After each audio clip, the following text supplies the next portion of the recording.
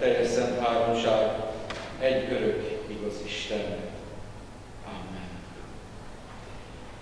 Szeretett testvéreim, Istennek igéjét hallgassátok, amiképpen megszólít bennünket mai napra rendelt újszövetségi ige szakaszból, Pál apostolnak Kolossébeliekhez írott levelének 3. fejezetében, a 12. verstől a 17. versig terjedő szakaszban eképpen.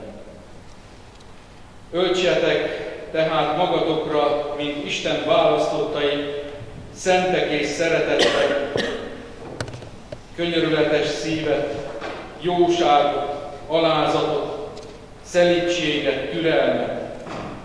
Viseljétek el egymást, és bocsássatok meg egymásnak, ha valakinek panasza volna valaki ellen.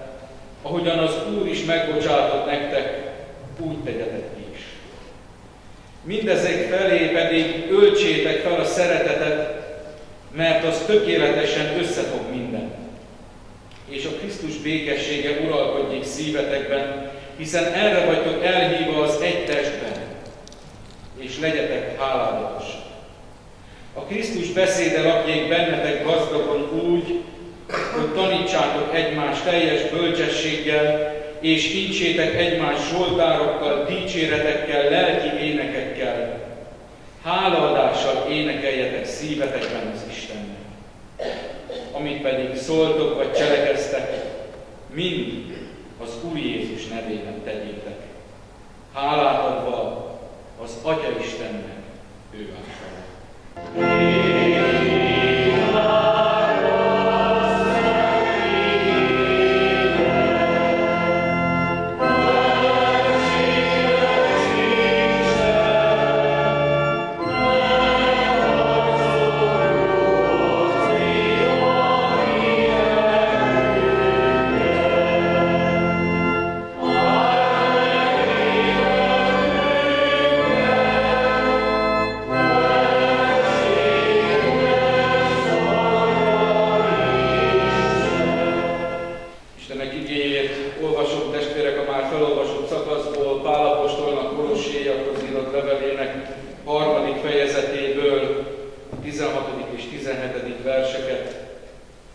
Krisztus beszéde lakjék bennetek gazdagon úgy, hogy tanítsátok egymást teljes bölcsességgel, és incsétek egymást zsoltárokkal, dicséretekkel, lelki énekekkel.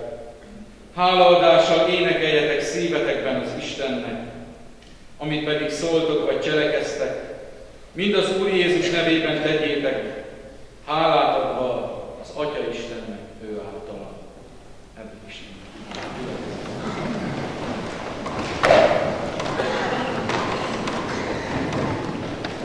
kedves testvérek, ünneplő gyülekezet, számomra egy nagyon kedves ige szakasz az, amit az imént Kolossé levélből hallottunk. Csodálatos buzdítás a közösségnek. Csodálatos buzdítás a gyülekezet közösségének, amely nem csupán a nagy gyülekezetnek szól, hanem annak minden egyes tagja érintve érezheti magát, személy szerint egyenként. Az, amit Pál apostol a kolossaiak szívére helyez, öltsétek magatokra a könyörületes szívet, jóságot, alázatot, szelídséget, türelmet, nagyon megdöbbent és megrendít.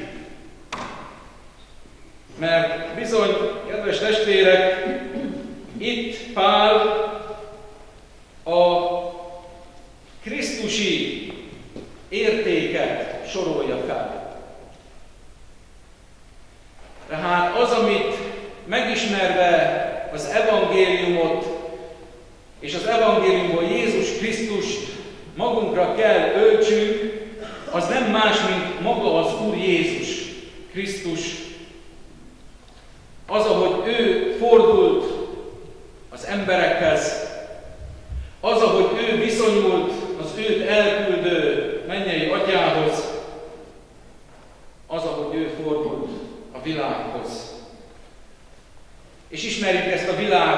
benne élünk. Sokszor nem lehet ilyen lelkülettel lenni. Legyünk bármennyire is kegyesek, alázatosak. Az óember gyakran megérint, és főleg annak cselekedetei, és az indulat, a harag, a csúnya beszéd, mindaz, amik miatt haragszik az Isten, nem csak ebben a világban van jelen, hanem gyakran bennünk is. És ilyenkor orcánk pirulásával oda borulunk az élő Isten elé, és kérjük, hogy Jézus Krisztusra tekintve fedezze el ezeket a vétkeinket. És halljuk a felszólítást Páltól, hogy öltsétek magatokra mindazokat az értékeket, amelyek Jézus Krisztust jellemezték. De hogyan, Uram? Amikor a gyülekezet közösségében vagyok, amikor hallom az evangéliumot, amikor megérint Isten szent lelke, akkor teljes a felbuzdulás bennem. Igen, Uram, én ezt szeretném, én így akarok élni. Amikor elhagyjuk a gyülekezet közösségét, legyen az templom, legyen az imaház, mindig történik valami a világban, akár szeretteink között, akár a munkatársi közösségben, akár az orvosra várva, a váróteremben, ami bosszúságot okoz.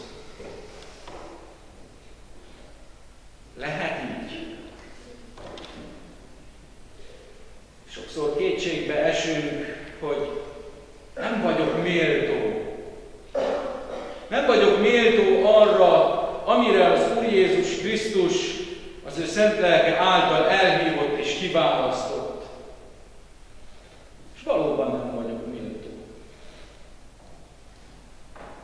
De van egy ismeret, ami a miénk, ami a tied és az enyém, ami szólt mindnyájunknak, gyermekségünkben, ifjú felnőtt korunkban, megidősödve, hogy neveden szólítottalak, enyém vagy. Megkönnyebbül az ember. De jó Istenhez tartozni, de jó Jézus Krisztussal lenni.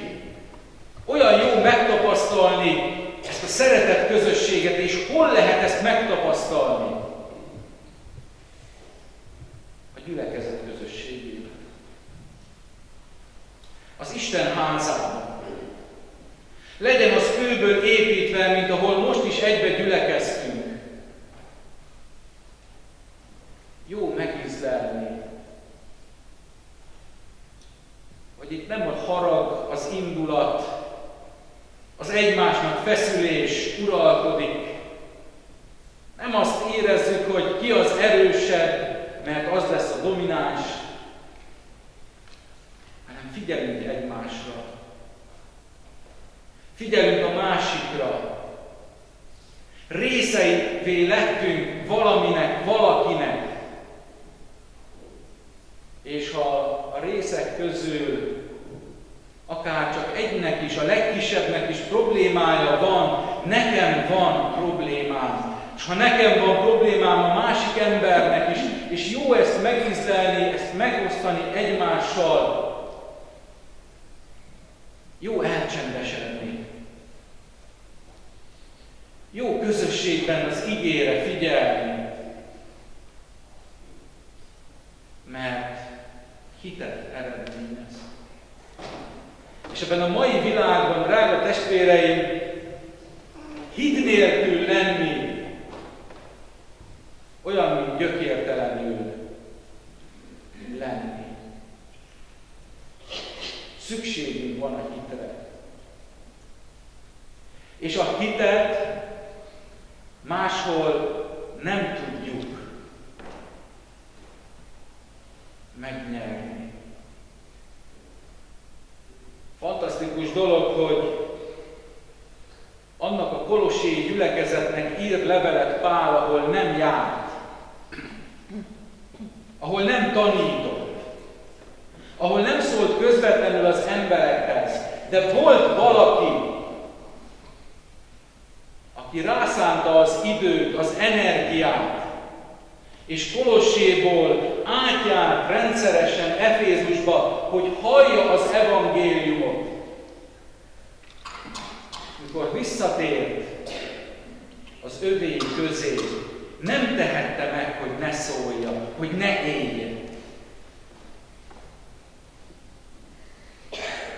Legyünk ilyen gyermekei az Istennek, drága testvéreim. Mert a mai világ, ami körülvesz bennünket, nem attól hangos, hogy mindenki, még a keresztény Európában sem, hogy mindenki Istenre figyel, és Isten akarata szerint éli az életét. De akik itt vagyunk, nem csak ezen az emlékünnepen, hanem minden egyes alkalommal, amikor az Isten igéje megszólal, mi töltekezünk. Erőt kapunk. Hitünkben erősödünk. Reménységünkben bátorodunk. És amikor ebből a közösségből hazamegyünk, nem tehetjük, hogy nem éljünk.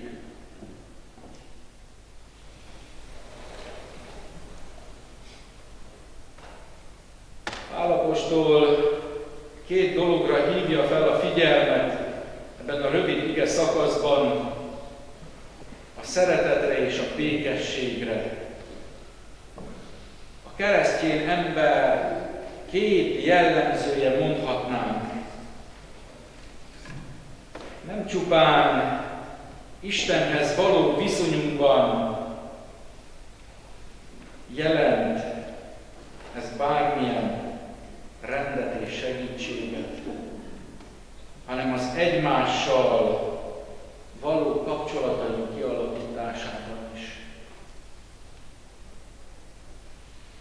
Legyen szeretet és békesség abban a közösségben, amely az Úr Jézus Krisztus evangéliumára, az Isten igéjére figyelés kapcsán gyűlik össze. Az ellentétekben csak Krisztus békességével lehet felülkerekedni. És ezen a világon, amely körülvesz bennünket, csak a Krisztus békességével és szeretetével lehet felülkerekedni.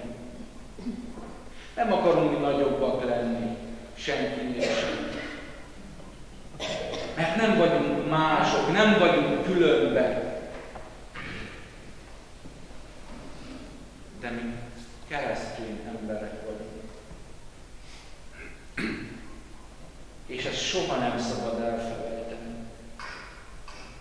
Ezt nem csak a templomban kell megvallanunk, ezt nem csak az összeíráskor kell megvallanunk, ezt nem csak akkor kell mondanunk, ha valahol valami alól ki szeretnénk bújni, ezt élnünk kell. Ezt nem mondanunk kell. Nem csupán x-elnünk kell, ezt élnünk kell, hogy lássák a világban, lássák az emberek, lássák a szeretteink, a hitvestársam, a gyermekem, az unokám, a szüleim, a testvéreim, a munkatársaim. Lássák rajtam, hogy én keresztény ember vagyok. Isten igéjére figyelő ember. Azt mondja Pál apostol a felolvasott igében, hálaadással énekeljetek szívetekben az Istennek. Azt hiszem, sőt tudom, hogy az élő Isten szeretete annyi ajándékkal halmoz el bennünket naponta, ha nyitott szemmel járunk, észre is vesszük, hogy nem tehetjük, hogy ne legyen hálaadás a szívünkben.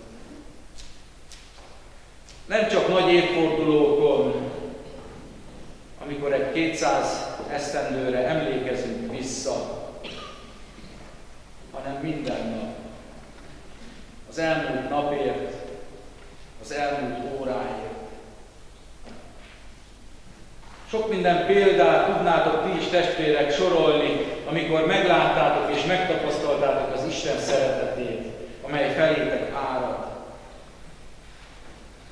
És az a templom is arról árulkodik, ezt hirdeti már évszázadok óta, hogy az Isten jelen van. Nem csak itt a megszentelt falak között, hanem a falakon kívül, a személyes egyéni életetekben.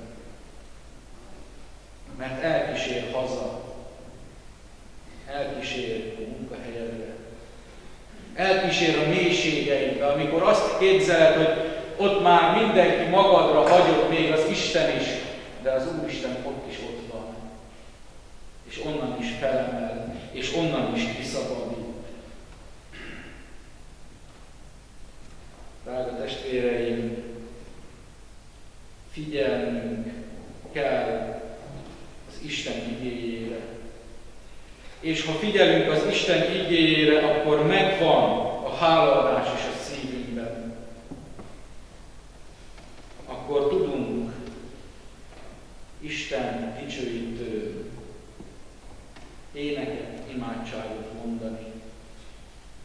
Adja mindenható Isten, hogy amit szóltok, amit cselekeztek, itt Polgárdiban, vagy bármerre jártok is széles világban, azt mind az Úr Jézus Krisztus nevében tegyétek. Hogy lássák az emberek, hogy keresztények vagytok. Hogy lássák, hogy Istenhez tartoztok, Krisztusék vagytok. És a templommal együtt az életetek is hirdesse, hogy mi csodás az Isten. Hogy elkísér benneteket minden útjátokra. És adjatok hálát az Atya Istennek. Mert ez az Isten önmagát volt kész adni. Azért, hogy bennünket megszabadítson.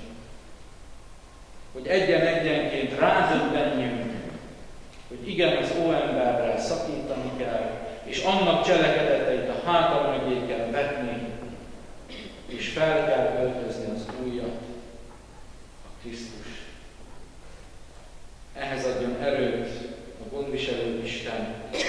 Áldja meg a mi ünnepünket, amikor hálát adhatunk, és nem csak 200 évenként, hanem minden egyes napon, hogy jelen van az életünkben. Amen.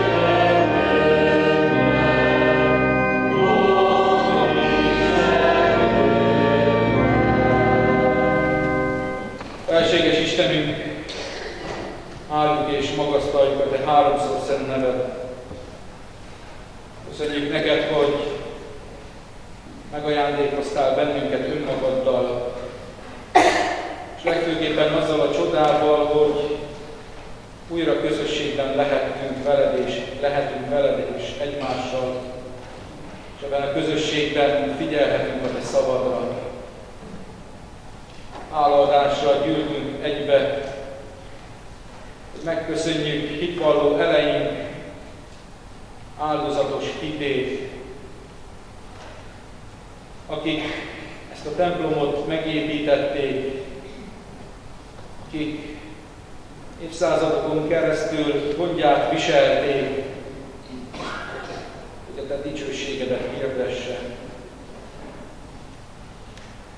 És ebben a hálaadásban csodálatos megélnünk azt, hogy te nem csak az elődeinknek adtál erőt, hanem bennünket is megsegítesz. Megajándékozol önmagaddal, ajándékaiddal, áldásaiddal, hogy mi is úgy tudjuk gondját viselni, tőled kapott hit csodájának, hogy ezek a falak is, és a mi életünk is hirdesse, hogy csodálatos, hatalmas, élő Istenünk van. Drága Urunk, hozzád könyörgünk, te kísérj továbbra is a mi útainkban, és add, hogy tudjuk megélni mi kereszténységünket, hozzád való ragaszkodásunkat. Te adj erőt nekünk, hogy ne csak szóval hirdessük, hanem cselekedeteinkkel is mutassuk. Áld meg polgári gyülekezetet, áld meg az ő ünnepében, és áld meg hétköznapjaiban. És add, Urunk, hogy ez az áldás látható legyen abban a közösségben is, ahol ők a mindennapjaikat megélik. Hisszük, hogy Krisztusért, Krisztusban megszabadítottál bennünket, és nem csak egyszerű eseményt ajándékoztál az életünknek, hanem valahányszor hozzád fordulunk, de újra és újra megerősítesz bennünket ebben a hitünkben. A te egyszülött fiad nevében kérünk, légy és maradj közöttünk, hordozz bennünket továbbra is te hűségedben. Amen. Mi Atyánk, aki a mennyekben vagy, szenteltessék meg a te neved, jöjjön el a te országod, legyen meg a te akaratod, amint a mennyben, úgy a földön is. Mindennapi kenyerünket add meg nékünk ma, és bocsáss meg vétkeinket, miképpen mi is megbocsátunk az ellenünk vétkezőknek. És ne vigy minket kísértésbe, de szabadíts meg a gonosztól, mert tiéd az ország, a hatalom és a dicsőség mindörökké. Amen. Istennek szent lelke, szállj le mi ránk, s vezess el minket szent igéd és sákramentumod által a Jézus Krisztussal való közösség.